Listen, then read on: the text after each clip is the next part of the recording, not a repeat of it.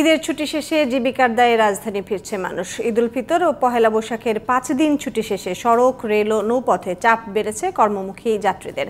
ফিরতি যাত্রায় রেলে ছিল না শিডিউল বিপর্যয়, অন্যদিকে সড়ক পথও ছিল যানজট মুক্ত। সাজ্জাদ হোসেনের রিপোর্ট। অন্য বছরের তুলনায় এবার লম্বা ছুটি থাকায় বেশ স্বস্তি নিয়েই ঢাকা ছেড়েছিলেন শেকড়ের টানে ঘরমুখী মানুষ। একইভাবে জীবনের প্রয়োজনে আবারও রাজধানীতে ফিরতে শুরু করেছেন কর্মমুখী মানুষ। আপনজনের সান্নিধ্য ছেড়ে আসতে মন না চাইলেও জীবন ও জীবিকার তাগিদেই যান্ত্রিক এ নগরীতে ফিরতে হচ্ছে সবাইকে। রেলপথে যাত্রীদের চাপ বাড়লেও সোমবার সময় মতোই আসা যাওয়া করেছে ট্রেন। খুব সুষ্ঠুভাবে গেছি, সুন্দরভাবে নিরাপদভাবে গেছি, আসছিও সুস্থ ভালোভাবে ফিরতে পারছি।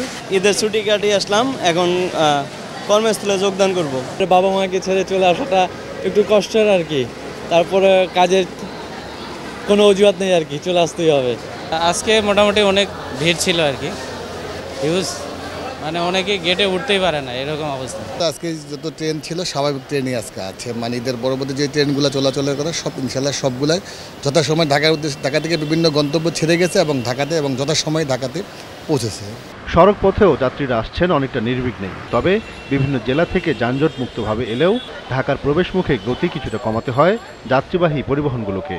ঈদের আনন্দে তো সবার সাথে ভাগাভাগি থাকতে ইচ্ছে করতেছে, কিন্তু অফিস আছে তো, চাকরি বাকরি করতে হবে, এই জন্য চলে আসতে। মা বাবার সাথে ঈদ করতে গিয়েছি এখানে পার্সোনাল ফ্যামিলি ঢাকায়, সেজন্য চলে আসলাম। কলেজ খোলা, স্কুল খোলা বাচ্চাদের, এই জন্যই চলে আসা। রাস্তায় 2-3 জায়গায় হালকা পাতলা জ্যাম ছিল, তারপর তো 7 ঘন্টা লাগছে, এমনি সচরাচর 7 ঘন্টাই লাগে কুয়াকাটার থেকে ঢাকা। এদিকে দক্ষিণাঞ্চল থেকে আসা লঞ্চও বেড়েছে যাত্রীমুখী যাত্রীদের চাপ। Sajjad Hossain, GTV news, Dhaka.